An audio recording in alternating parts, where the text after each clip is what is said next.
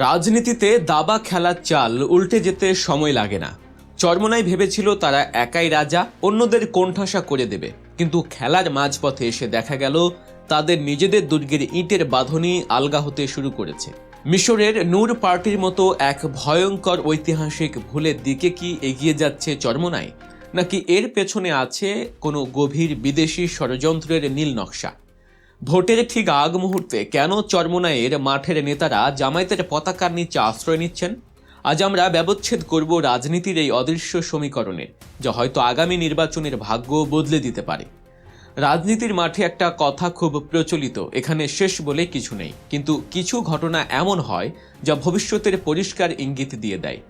17ই জানুয়ারি শনিবার সকাল রাজধানীর খিলগাঁওয়ে যা ঘটল তা চরমোনাই পীরের দল বাংলাদেশের জন্য কোনো সাধারণ দলবদল নয়, বরং এটি একটি বিশাল সতর্কবার্তা, অশনি সংকেত।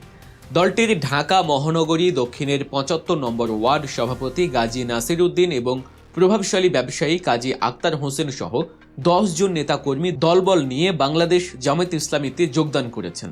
শুধু যোগদানই নয়, তারা ফুলের তোড়া দিয়ে বরণ করে নিয়েছেন জামায়াতের ঢাকা 9 আসনের প্রার্থীকে। নির্বাচনের ঠিক আগ মুহূর্তে এই ঘটনা কেন ঘটল? কেন চরমোনাইয়ের কর্মীরা জামায়াতের পতাকা তলে আশ্রয় খুঁজছেন?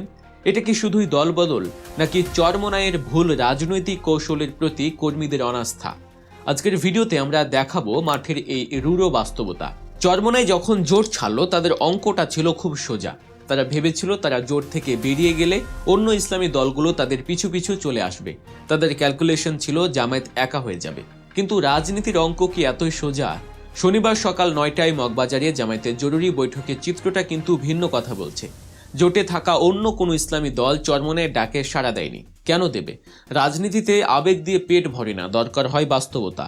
ছোট দলগুলো চরমোনাইয়ের সাথে গেলে কি পাবে? নির্বাচন করার টাকা, কর্মী সাপোর্ট, নাকি কেন্দ্র পাহারা দেওয়ার শক্তি?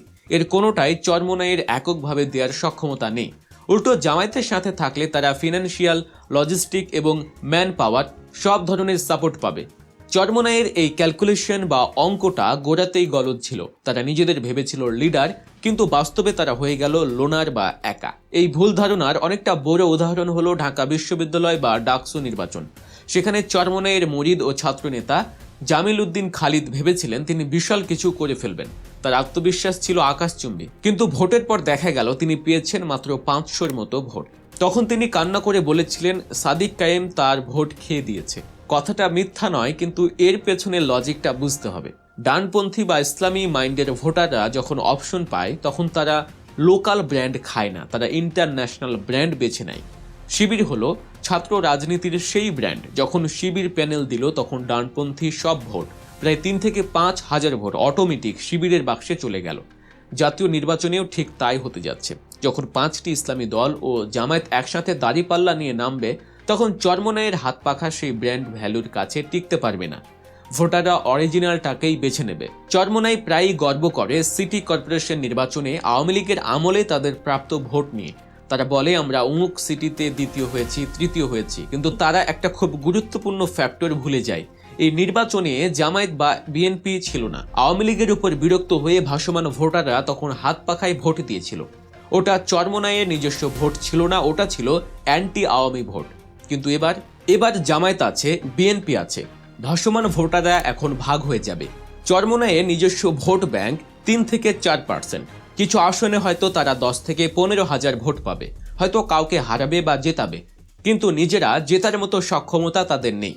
আজ খিলগাঁওয়ে যে 10 জন নেতা জামায়াতে যোগ দিলেন তারা এই বাস্তবতাটা আগেই বুঝে ফেলেছেন।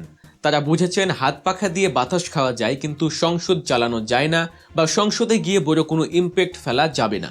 চরমোনাইয়ের জোট ছাড়ার পেছনে অনেকটা বড় মনস্তাত্ত্বিক কারণ হলো লিডারশিপ জেলাসি বা নেতৃত্বের হিংসা। সাইকুল হাদিস আল্লামা মামুনুল হক যখন জোটে আছেন তখন চরমোনাই সেখানে কমফোর্ট ফিল করছে না। কারণটা খুব স্ট্র্যাটেজিক। জামায়াত ইসলামীর ভোট ব্যাংক আর কওমি ভোট ব্যাংক আলাদা, তাই জামায়াত মামুনুল হকের সরাসরি প্রতিপক্ষ নয়। কিন্তু চরমোনাই এবং খেলাফত মজলিস উভয়ই কওমি ভোটের দাবিদার। তাদের টার্গেট অডিয়েন্স একটাই। মামুনুল হক যদি চরমোনাইয়ের নেতৃত্বে জোটে যেতেন তবে তিনি কার্যত চরমোনাইয়ের সুপ্রিমেসি বা আধিপত্য মেনে নিতেন। মামুনুল হক সেই ভুল করেননি। তিনি জামায়াতের সাথে থেকে নিজের স্বতন্ত্র অবস্থান বজায় রেখেছেন। উপমহাদেশের প্রখ্যাত আলেম মামুনুল হক যখন বাস্তবতা বুঝিয়ে জোটে থাকলেন সেখানে চরমোনায় বিদেশি ইশারায় জোট ভাঙল এমন অভিযোগ এখন বাতাসে ভাসছে। এই দায় তাদের আজীবন বইতে হবে। জোট ভাঙার পেছনে সবচেয়ে অন্যায্য দাবি ছিল চরমোনাই এনসিপির নাহিদ ইসলামের আসনটি চেয়ে বসেছিল। যে নাহিদ ইসলাম জুলাই বিপ্লব বা 24-এর বিপ্লবের প্রধান ফেস, যার জন্য জামায়াত নিজেদের সিট ছেড়ে দিয়েছে, সেই সিট চরমোনাই চায়। এটা কি রাজনীতি নাকি ছেলে খেলা? জামায়াত এই আসনটি তৈরি করেছে দীর্ঘদিনের শ্রমে, ভোটার মাইগ্রেট করে। তারা নাহিদকে সম্মান জানিয়ে স্যাক্রিফাইস করেছে। সেখানে চরমোনাইয়ের এই দাবি ছিল পুরোপুরি অযৌক্তিক। তারা নারী নেতৃত্ব নিয়ে প্রশ্ন তোলে, অথচ ডাকসুতে তাদের ছাত্র সংগঠন নারী প্রার্থী দিয়েছিল।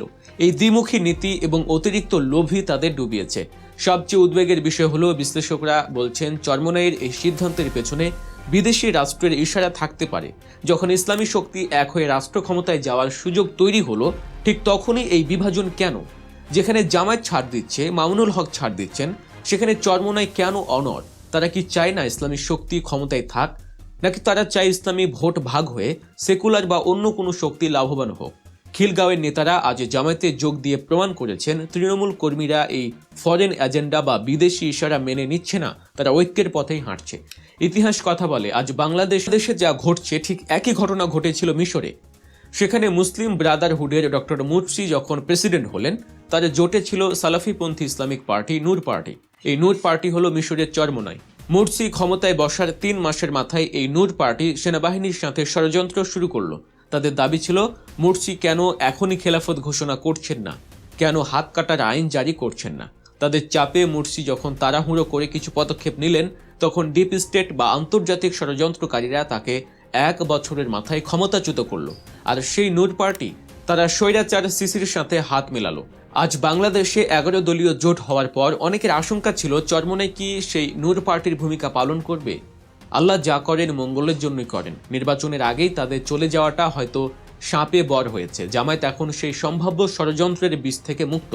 জামায়াতের আমির ডাক্তার শফিকুর রহমান খুব প্রজ্ঞার সাথে বলেছেন, আমরা এক্সিস্টিং ল বা বিদ্যমান আইন সংশোধন করে আপাতত দেশ চালাবো। জনগণ চাইলে পরে সরিয়া হবে।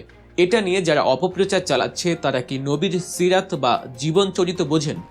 জোশের সাথে হুঁশ থাকতে হয়। আসুন দলিল দেখি। রাসূল সাল্লাল্লাহু আলাইহি সাল্লাম মদিনায় গিয়ে 17 মাস বাইতুল মুকাদ্দাসের দিকে ফিরে নামাজ পড়েছেন। তিনি জানতেন কাবা আসল কিবলা, তবুও আল্লাহর হুকুম ও সময়ের জন্য অপেক্ষা করেছেন। মদ একদিনে হারাম হয়নি। আল্লাহ 3 স্তরে 3 বারে মদ হারাম করেছেন, কারণ সমাজকে প্রস্তুত করতে হয়। এমনকি যুদ্ধের ময়দানেও দিন বিজয়ে রাসূল সাল্লাল্লাহু আলাইহি সাল্লাম পরিস্থিতির কারণে সালাত কাজা করতে বাধ্য হয়েছিলেন। বদর ও মক্কা বিজয়ে তিনি রোজাও ভেঙেছিলেন। এগুলো কি আপোষ? না, এগুলো হলো হিকমা বা প্রজ্ঞা। রাষ্ট্র পরিচালনা কোনো আবেগের বিষয় নয়। হুট করে খেলাফত ঘোষণা দিলে বিশ্ব শক্তি আপনাকে একদিনও টিকতে দেবে না। ধীরে ধীরে সমাজ পরিবর্তন করেই আইন প্রতিষ্ঠা করতে হয়। জামায়াত সেই নববী পথেই হাঁটছে। আজকের এই বিশ্লেষণের শেষ কথা, ইসলামী রাষ্ট্র প্রতিষ্ঠায় শুধু লোক জমায়েত আর গরম বক্তৃতা যথেষ্ট নয়, দরকার বিচক্ষণতা, প্রজ্ঞা এবং অসীম ধৈর্য। চরমোনাই বা যারা আবেগের বশবর্তী হয়ে জোট ভাঙলেন, তারা হয়তো সাময়িক হাততালি পাবেন, কিন্তু ইতিহাস তাদের ক্ষমা করবে না। নূর পার্টির মতো দলগুলো থেকে শিক্ষা নিয়েই আগামীর পথ চলতে হবে। খিলগাঁওয়ের নেতারা পথ দেখিয়েছেন, বাকিরাও হয়তো ভুল বুঝতে পেরে ফিরে আসবেন। তবে মনে রাখবেন, আল্লাহর দিনের বিজয় হবে, হয়তো আপনাকে নিয়ে অথবা আপনাকে ছাড়াই। ট্রেন ছেড়ে দিয়েছে, এখন ওঠার দায়িত্ব আপনার। দর্শক, ভিডিওটি কেমন লাগলো জানান মন্তব্যের ঘরে। আমাদের বিশ্লেষণ যদি আপনাদের ভালো লেগে থাকে তবে ভিডিওটি শেয়ার করতে ভুলবেন না। আর গল্প নিউজ চ্যানেলটি অবশ্যই সাবস্ক্রাইব করে বেল আইকনটি ক্লিক করে রাখুন। দেখা হচ্ছে পরের ভিডিওতে। আল্লাহ হাফেজ।